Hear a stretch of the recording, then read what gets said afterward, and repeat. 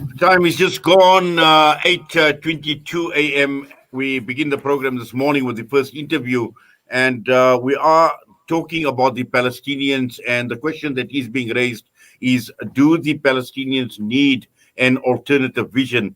And this morning we're joined on the line by Professor Haidar Eid, who is an associate professor at the Al-Aqsa University in Gaza.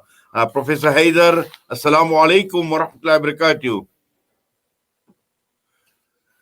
Well, we are waiting for Professor Haidar Eid to join us. Now, this comes against the background of many criticisms that have been leveled against the likes of the United Arab Emirates and Bahrain as a result of the normalization of relations.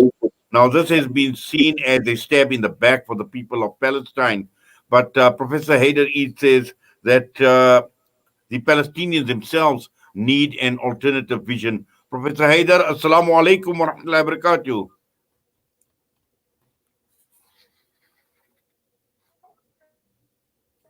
Professor Haidar, Assalamu alaikum. Okay, we seem to be having some problem trying to get in touch with Professor Haidar Eid. But just coming to this issue that we want to discuss, and we know many articles have been written about what has happened recently, particularly with regard to the UAE and Bahrain. And yesterday we spoke about possibly other countries like Morocco, even Libya, and we've heard of Kenya, we've heard of Sudan. And the key issue here is for how long have some of these countries been in bed with Israel? And is this normalization, or has it just been formalized only recently? Now, one of the main reasons for this has been a strengthening of alliance against two main threats in the region. One is Iran, and the other is the spread of democracy in the Arab world. Now, it is in this context that we'd like to talk to Professor Haidar Eid. The Palestinians obviously being on the receiving end of many negotiations that have not materialized. And this is the reason why Professor Eid talks about this alternative vision, where to for the Palestinians from now. Professor Eid, Assalamu alaikum wa rahmatullah.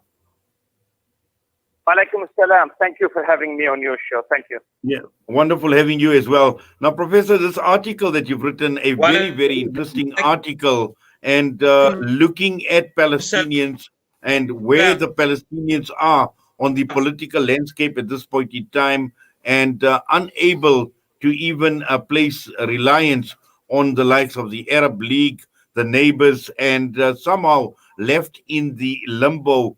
So, looking at an alternative or an alternative vision for the Palestinians, the key question here is, why do they need this alternative vision at this point in time? Okay, thank you. Thank you for asking this question. In fact, you know that we are in the midst of a normalization process these days with apartheid Israel. And some of the countries in the Gulf region, the United Arab Emirates, Bahrain, Saudi Arabia, Qatar, and Oman have decided to normalize their ties with apartheid Israel. Bahrain and the United Arab Emirates have decided to have diplomatic ties with apartheid Israel and formalize this process.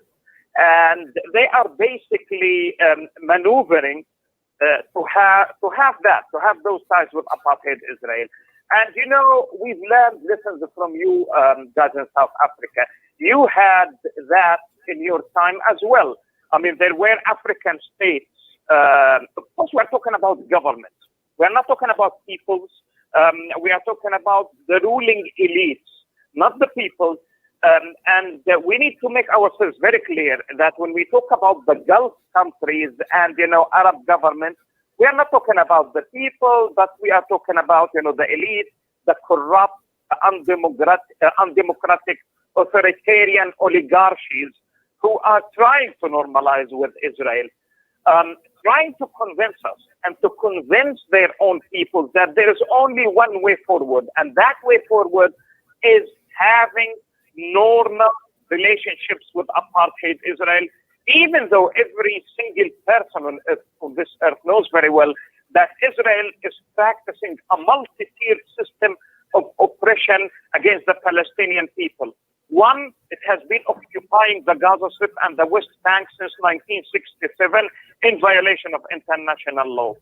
Two, it has been practicing a policy of apartheid against the indigenous people of Palestine in 1948, second-class citizens of the state of Israel who are the indigenous people of Palestine. Three, a process of ethnic cleansing, ongoing process of Nakba, ethnic cleansing since 1948. And I think that when the late president of Egypt, Anwar Sadat, signed the Camp David agreement in 1979, followed by the Oslo Accords in 1993 by the leadership of the Palestinian people, of the PLO, and then Wadi Araba by King Hussein of Jordan. These accords have to be looked at the Gulf relationship, the Gulf country relationship with Israel has to be looked at within this context, where the mind, the psyche of the Arab people has, we have been trying to mold the psyche of the Arab people to accept Israel as a normal state in the Middle East, regardless of the occupation of Palestine that has been going on since 1948. And I think this is, it's high time for us Palestinians to come up with an alternative vision. If we do not accept the two-state solution as a racist solution, if we do not accept normal relationships with apartheid Israel, what are we offering? And that is the question that we need addressed. And the article you have just quoted from is, in a way, trying to offer an alternative. And that alternative is a democratic state on the historic land of Palestine, a state for all of its citizens, regardless of race, religion, ethnicity, gender, etc. Exactly like you people in South Africa, when you went to the polling stations in 1994 and voted apartheid out and voted for Nelson Mandela as the first black president of multiracial South Africa. Well, Professor Haidar, what you say is very true because that alternative vision and needs to come to fruition, and it has to become a reality because for far too long the fate of the Palestinian people have been in the hands of others. You speak about Camp David, you speak about Oslo. This has obviously been a stab in the back for Palestinians, even with the latest developments from Bahrain and the UAE. And all these initiatives have done is sold out the Palestinian cause totally. That's absolutely correct. And, again, every single time I speak to, South Africans, I say it, that we have learned our lessons. There are lessons to be learned from South Africa. And I think, I completely understand, that every and each struggle has its own peculiarities, but we also have similarities. And we are learning. We are learning from, the struggle against apartheid. The struggle against apartheid took place, late century in the 20th century when the world was unipolar and American imperialism was not that dominant because there was a second superpower, etc., the Soviet bloc, etc., etc. But the other lesson that we have learned from you guys in South Africa is BDS. Because divestment and sanctions, that you decided to stop banking on governments, and you decided to address peoples of the world. It took you many decades before BDS, the campaign to boycott apartheid South Africa, started making, sense, making tangible differences.